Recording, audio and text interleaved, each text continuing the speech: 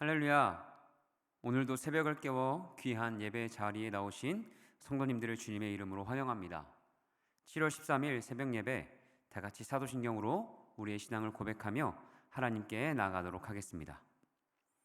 전능하사 천지를 만드신 하나님 아버지를 내가 믿사오며 그 외아들 우리 주 예수 그리스도를 믿사오니 이는 성령으로 잉태하사 동정녀 마리아에게 나시고 본디오 빌라도에게 고난을 받으사 십자가에 못 박혀 죽으시고 장사한 지 사흘 만에 죽은 자 가운데서 다시 살아나시며 하늘에 오르사 전능하신 하나님 우편에 앉아 계시다가 저리로서 산자와 죽은 자를 심판하러 오시리라. 성령을 믿사오며 거룩한 공예와 성도가 서로 교통하는 것과 죄를 사하여 주시는 것과 몸이 다시 사는 것과 영원히 사는 것을 믿사옵나이다. 아멘.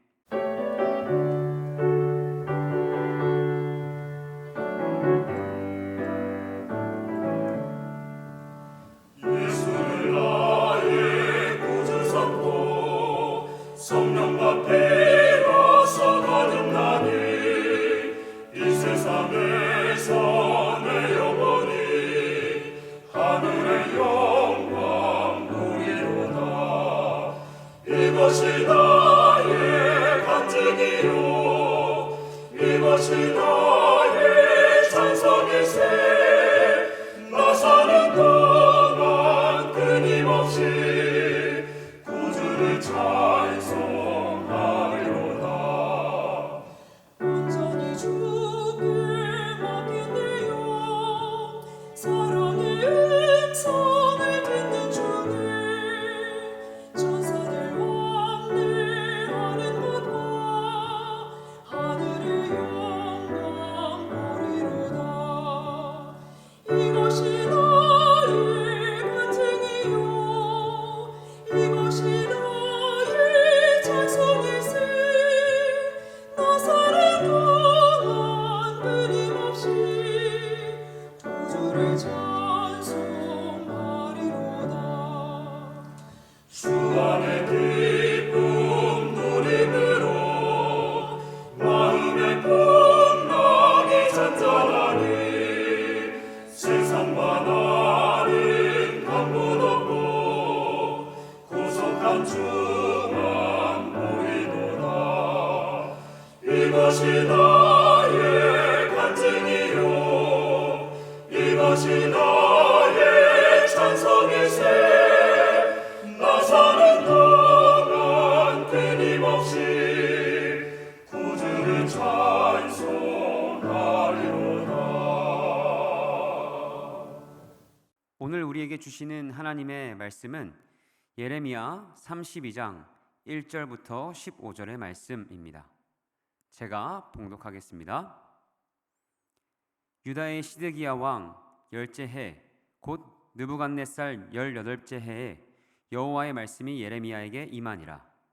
그때의 바벨론 군대는 예루살렘을 애워싸고 선지자 예레미야는 유다의 왕의 궁중에 있는 시위대 뜰에 갇혔으니 이는 그가 예언하기를 여호와의 말씀에 보라 내가 이 성을 바벨론 왕의 손에 넘기리니 그가 차지할 것이며 유다 왕 시드기야는 갈대아인의 손에서 벗어나지 못하고 반드시 바벨론 왕의 손에 넘겨진 바 되리니 입이 입을 대하여 말하고 눈이 서로 볼 것이며 그가 시드기야를 바벨론으로 끌어가리니 시드기야는 내가 돌볼 때까지 거기에 있으리라.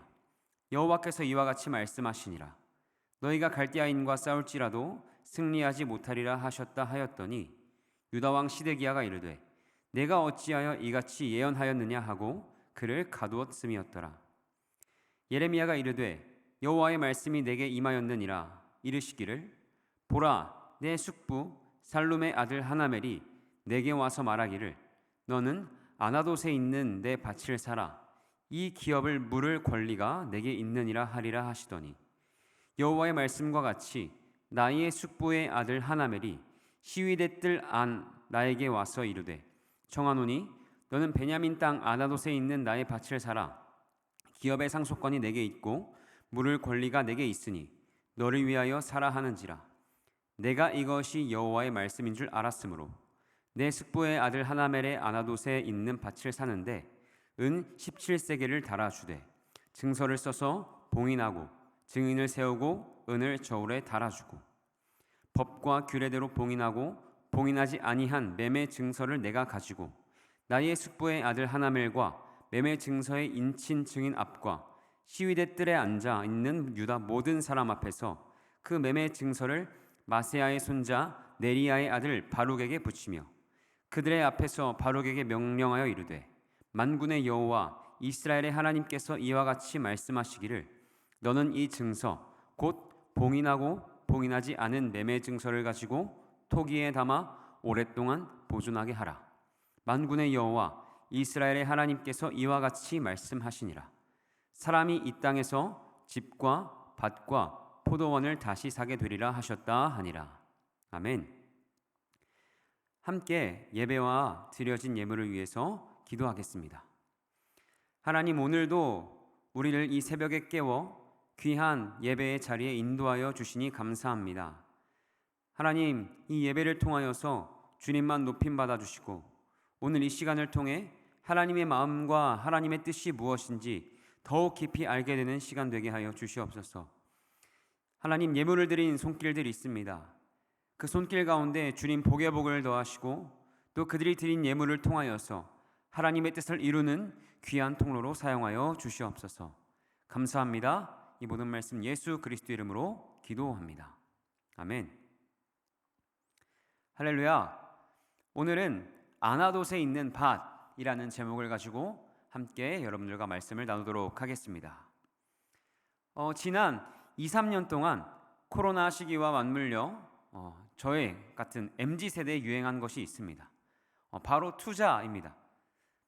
상대적으로 적은 자본을 갖고 있는 저와 같은 젊은 세대는 적은 수고로 이득을 얻기 위해 누군가는 자신이 좋아하고 가치 있다고 생각하는 것에 투자를 통하여 자신을 대변하기도 합니다. 절대 손해를 보거나 가치가 없다고 생각하는 것에는 투자하지 않고 거들떠 보지 않죠. 그런데 사실 이러한 모습은 저와 같은 MZ세대, 젊은 세대만이 아니라 우리 모든 사람들이 갖고 있는 모습입니다. 손해보고 싶어 하지 않고 가치 없어 보이는 것에는 절대 재정도, 수고도, 시간도 드리려고 하지 않습니다. 그런데 오늘 말씀의 하나님은 예레미야에게 아무런 가치도 없는, 그리고 나올 것도 없고 어떤 건물을 세울만 하지도 않은 아나돗에 있는 밭을 사라고 말씀하십니다. 지금 남유다는 바벨론의 군대가 점령하고 있었고 또 그 수도인 예루살렘은 바벨론의 포위를 당하고 있습니다. 그 수많은 군대의 포위는 하루, 일주일, 한 달, 3달이 지나도 끝이 나지 않습니다. 오늘 말씀을 보면 시드기야 왕 열째 해로 이때는 예루살렘이 포위를 당한 지 1년이 지나고 있는 때입니다. 당시 바벨론은 이전에 수많은 전쟁을 치렀고 까다로웠던 이집트와의 전쟁을 마친 뒤가 얼마 되지 않았기 때문에 위험 부담이 덜한 포위하여서 천천히 굶기고 말라 죽이는 이러한 작전을 선택했습니다.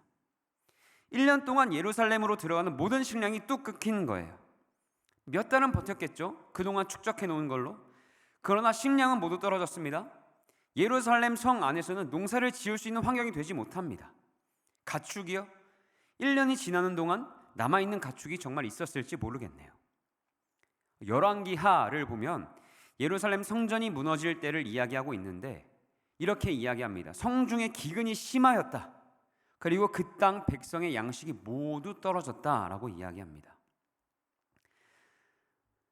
그들의 굶주림이 얼마나 심했는지는 하나님께서 에스겔 선지자에게 하신 말씀을 통해 알 수 있습니다.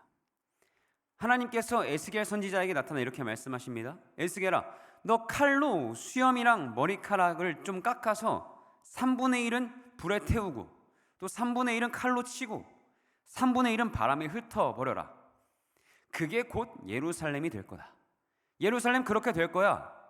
그리고 예루살렘은 이방인들에게 둘러싸일 텐데 이렇게 될 것이다 라고 말씀하시면서 보여주신 것이 에스겔 5장 10절의 말씀입니다. 제가 읽겠습니다. 그리한즉 내 가운데에서 아버지가 아들을 잡아먹고 아들이 그 아버지를 잡아먹으리라. 내가 벌을 내게 내리고 너희 중에 남은 자를 다 사방에 흩으리라. 아멘. 이 말씀은 이루어졌을까요? 성전이 멸망한 후 예레미야가 울며 기록한 예레미야 애가에 이렇게 이야기합니다. 예레미야 애가 4장 10절입니다. 딸, 내 백성이 멸망할 때에 자비로운 부녀들이 자기들의 손으로 자기들의 자녀들을 삶아 먹었도다. 너무나 끔찍하고 살떨리는 상황입니다. 남유다의 예루살렘에 소망은 전혀 보이지 않습니다. 그런데 그런 상황 가운데에 예레미야는 또 시위대 뜰 안에 갇혀 있습니다. 그 이유는 3절, 5절을 보면 하나님의 말씀을 전함으로 말미암아 갇혀 있다라고 말씀해요. 그런데 예레미야가 이야기한 내용들을 보면 그럴 만도 합니다. 예레미야가 계속해서 한 말들을 요약하면 결국 바벨론에게 항복하고 투항하고 끌려가라 하잖아요. 그러니까 이 말은 우리에게는 일본에게, 중국에게 항복하고 다 내어줘라, 그냥 끌려가라, 이 말 아닙니까? 그러니까 누군가가 보기에는 예레미야는 하나님의 말씀을 전하는 사람이 아니라 오히려 힘든 나라의 정세를 더욱더 어지럽게 하는 사람으로 보여졌을 거예요. 또 누군가가 보기엔 저거 나라 팔아먹은 거 아니야? 아니 하나님의 백성이라면서 어떻게 저런 이야기를 하는 거야? 라고 생각했을 거예요. 예레미야는 이미 고향에서도 핍박을 받았고 수많은 사람들의 손가락질과 의심을 받고 있었습니다. 주어진 상황, 눈앞에 펼쳐진 것들과 예레미야가 이야기하는 내용만 본다면 예레미야와 그가 하는 이야기를 거부하는 사람들이 너무나 이해가 돼요. 그런데 이런 상황 속에서 하나님은 예레미야에게 너의 고향 아나돗에 있는 밭을 사라고 말씀하십니다. 아나돗은 예레미야의 고향인데 예레미야는 이미 거기서 쫓겨났어요. 또 그런 얘기 하지 말라고 쫓겨났습니다.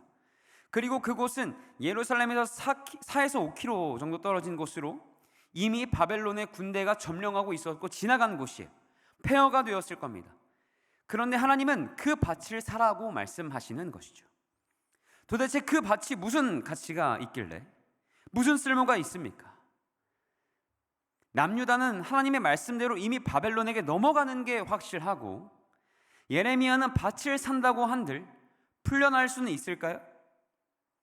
그러나 예레미야는 하나님께서 말씀하시자 말씀대로 그 밭을 삽니다.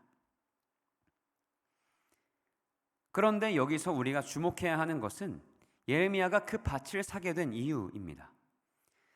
하나님께서 말씀하셔서 그 밭을 샀지만 오늘 말씀 7절에 이렇게 말씀하고 있습니다. 보라, 내 숙부 살룸의 아들 하나멜이 내게 와서 말하기를 너는 아나돗에 있는 내 밭을 사라. 이 기업을 물을 권리가 내게 있느니라 하리라 하시더니, 바로 기업 물을 권리, 기업 물을 자, 히브리어로 고엘 제도라고 하는 이스라엘의 독특한 제도입니다. 이 제도는 쉽게 말하자면 어떤 도움, 어떤 보호, 존속이 필요한 친척을 대신해서 내가 행동하는 것을 뜻합니다. 이제 제가 기업 물을 권리를 받겠습니다, 제가 고엘이 되겠습니다 라고 한다면 저는 이제 가진 것을 모두 다 팔아서 친척이 잃은 것을 되찾아줘야 합니다. 제가 만약에 돈이 없어요? 그러면 제가 돈을 벌어서라도 찾아줘야 해요. 그리고 만약에 제 친척의 가족이 억울하게 죽임을 당한 일이 있다면 나의 목숨을 걸면서까지 복수를 해주어야 합니다. 또 하나, 저의 친척이 남편을 잃었다면 결혼을 해주고 자식을 낳아서 후손을 이어줘야만 했습니다. 그러나 고엘 제도의 가장 독특한 점은 제가 고엘이 되기로 했다면 저는 더 이상 제 이름 이주복이 아니라 죽은 사람, 그 사람의 이름으로 살아가야 하고, 내가 내 돈 주고 친척의 땅을 샀는데 이제 그 땅 등기에는 내 이름이 아니라 그 친척의 이름이 올라가는 겁니다. 뭐 이런 말도 안 되는 제도가 있어요. 그렇죠. 그런데 예레미야는 하나님께서 말씀하시자 기꺼이 그 밭, 아나돗에 있는 밭을 은 17세겔을 주고 삽니다. 예레미야가 돈이 어디 있었겠어요? 하나님의 말씀 전하면 쫓겨나고 도망가고 갇혀 있었는데, 아마 그 17세겔은 예레미야가 갖고 있던 전 재산이었을 겁니다. 하나님이 말씀하셨으니까, 자신이 기업 물을 권리가 있으니까 예레미야는 자신이 갖고 있는 모든 것을 탈탈 털어서 아나돗에 있는 밭을 삽니다. 지금 상황은 어떻다고요? 예루살렘은 포위되어 있어요. 남유다는 이미 바벨론에게 짓밟혀 있습니다. 아니, 그 전에 온갖 우상들과 죄들로 더럽혀져 있습니다. 그리고 예레미야는 시위대 뜰 안에 갇혀 있습니다. 그 어느 곳에서도 소망과 희망은 보이지 않습니다. 그러나 하나님은 그 밭을 사라고 말씀하세요. 그리고 그 말씀에 순종하여 예레미야는 자신의 모든 것을 들여 밭을 삽니다. 이게 기업 물을 자 고엘입니다. 그런데 여러분, 이 기업 물을 자 고엘은 레위기 25장에서 다른 말로 번역이 돼요. 그 말은 바로 속량입니다. 값을 지불하고 사다. 여러분, 아무 소망도 희망과 생명도 보이지 않는, 무엇인가 나올 것이 없는 그 아나돗의 밭을 자기의 모든 것을 가지고 속량한, 자신의 모든 것을 들여 산 예레미야의 모습을 통해 누가 보입니까? 그러니까 우리를 속량하신 예수님의 모습이 보이는 거예요. 우리에게 무슨 소망이 있었습니까? 예루살렘과 같이, 그리고 아나돗의 밭과 같이 원수들에게 둘러싸여 짓밟힌 것이 우리였습니다. 바로 우리가 아나돗의 밭과 같다고요. 그런데 기꺼이 예레미야가 순종함으로 그 밭을 산 것과 같이 우리의 주님 되신 예수님께서는 순종함으로 자신의 피로 우리를 사셨습니다. 이 속량이라는 단어는 예수님 당시 로마 시대에서 시장에서 사용하던 단어였어요. 우리는 원수들에게 매어 종로를 타는 자들이었습니다. 당시는 노예시장이 있었는데 우리는 그 노예시장에 끌려 나온 노예와 같았어요. 노예는 그 당시 물건과 같았습니다. 우리는 죄로 인해서 그 원수들에게 매여 있었습니다. 자유가 없고 기쁨이 없습니다. 멍에가 메워져 있고 사슬로 채워져 있었습니다. 그리고 우리의 목에는 우리를 살 수 있는, 우리가 자유하게 될 수 있는 가격이 쓰인 나무패가 걸려 있어요. 거기에 뭐라고 적혀 있는지 아십니까? 사망이라고 적혀 있습니다. 죄의 값은, 죄의 삭은 사망이니까요. 그때 예수님께서 저벅저벅 걸어오시더니, 그 노예시장 한복판에 걸어오시더니 예수님께서 한 사람 한 사람 부르기 시작하십니다.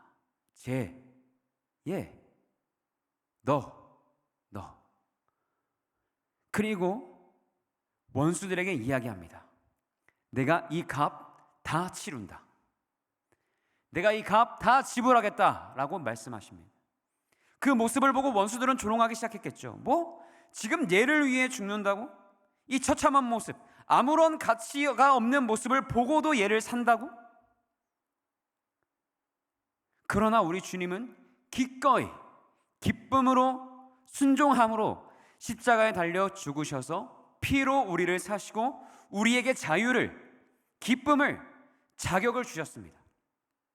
우리의 죄값을 대신 치르시고 내가 다 했다 말씀하시는 게 속량입니다. 하나님께서는 오늘 말씀 15절에 예레미야에게 그 밭을 삼으로써 말씀하시고자 하는 바가 무엇인지 이렇게 이야기하세요. 15절입니다. 만군의 여호와 이스라엘의 하나님께서 이와 같이 말씀하시니라. 사람이 이 땅에서 집과 밭과 포도원을 다시 사게 되리라 하셨다 하니라. 아멘. 지금 남유다는 아무런 소망도 보이지 않고 빛이 들어올 틈도 보이지 않는 것 같지만 언젠가 때가 되면, 그 날이 오면 예루살렘은 회복되어, 남유다는 회복되어 백성들이 다시 돌아와 땅을 매매할 날이 오게 될 것이라는 그 소망을 보여주시고 있어요. 사람들이 보기에 아나돗은 이미 짓밟히고 폐허가 되고 아무 가치가 없고 쓸모없는 땅이지만 하나님은 그것이 회복될 그때를 보고 계신 거죠.